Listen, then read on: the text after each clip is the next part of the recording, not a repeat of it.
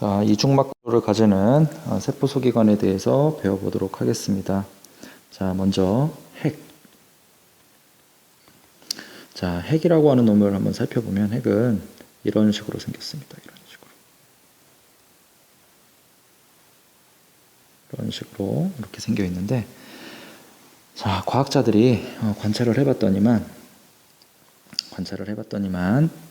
자, 이 안쪽에 있는 막이랑 이 안쪽에 있는 핵의 내막과 바깥쪽에 있는 거 외막이라고 부르면 되겠죠. 외막의 성분이 100% 일치한다는 사실을 알게 됩니다. 그래서 과학자들이 궁금했던 건 이거예요. 어떻게 해서 안쪽 막이랑 바깥쪽 막의 성분이 100% 일치하는 이런 막이 만들어질 수 있었을까 이제 생각을 해봤는데 과학자들이 내린 결론은 이렇습니다. 원시세포가 존재하는 겁니다. 원시세포. 아직 핵이 존재하지 않은 원시세포. 원시세포라고 하더라도 안쪽에 DNA는 존재하겠죠. 이 상태에서 바깥쪽에 있던 세포막이 안쪽으로 이렇게 함입이 되기 시작하는 겁니다. 이런 식으로. 안쪽으로 이렇게 함입이 되기 시작하는 거죠. 함입이 되기 시작하면서 이렇게 안쪽으로 들어가게 되면서 아마도 이렇게 핵막이 생기지 않았을까 생각하는 거죠. 그래서 그 다음에 진화는 어떻게 일어났냐? 아까 선생님이 처음에 그렸던 그림처럼 이런 식으로 그려질 수가 있는 거겠죠. 그래서 이렇게.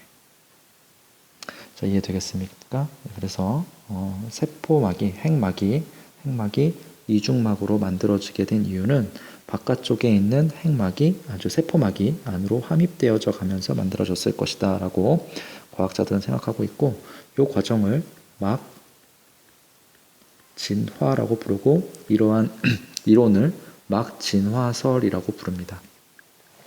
그래서 막 진화의 결과 핵막이 이중막 구조가 되었다라고 보통 이야기를 하죠.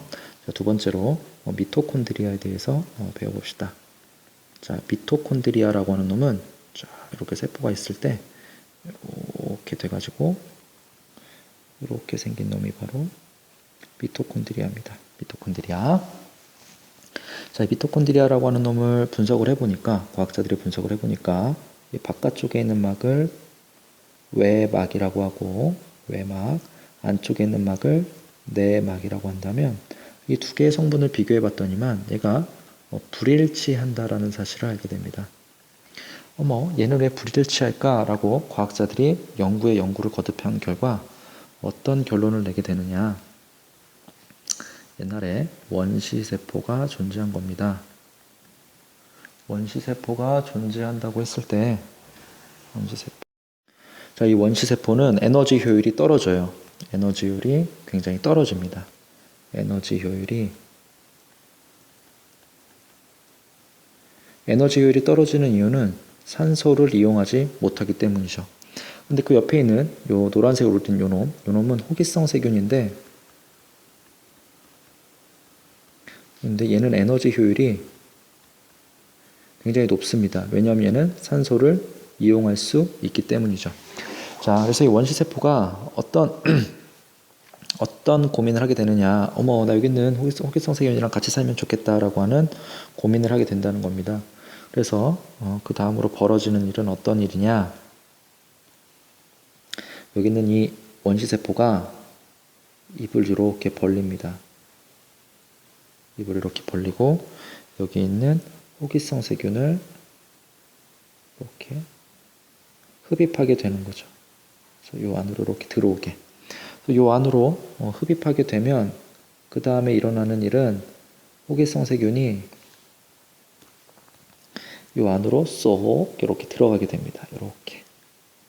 그래서 처음에 쌤이 그림을 그렸던 미토콘드리아 그림을 보면 여기 있는 이 그림이랑 이 그림이 아주 유사하다는 사실을 알 수 있어요. 그래서 미토콘드리아의 바깥쪽 막과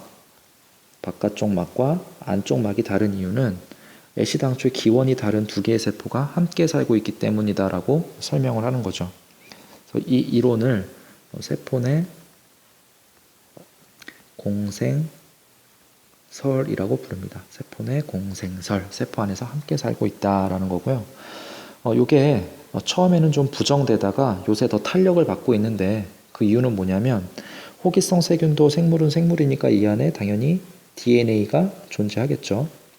그리고 생물이니까 단백질도 만들어야 하니 안쪽에 단백질들도 존재할 겁니다. 단백질을 만드는 리보솜도 존재할 겁니다. 근데 이 안에 미토콘드리아 안을 분석을 해봤더니 미토콘드리아 안에도 DNA, 자체적인 DNA와 자체적인 리보솜이 있다는 사실을 우리가 이제 발견하게 된 거죠.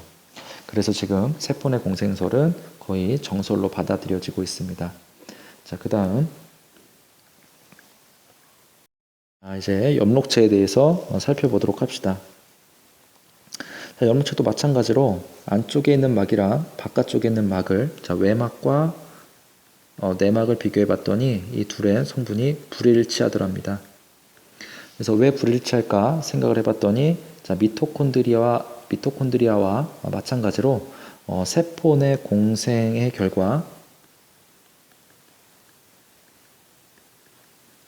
이런 일이 벌어졌다는 사실을 알게 됩니다.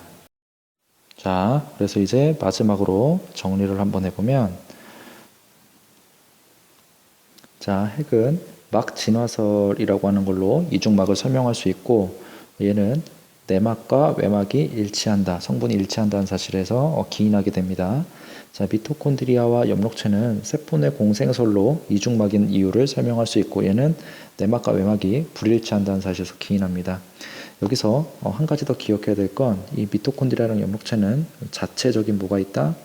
DNA가 있다는 사실이랑 자체적인 리보솜이 있다는 사실도 함께 기억해 두길 바랍니다.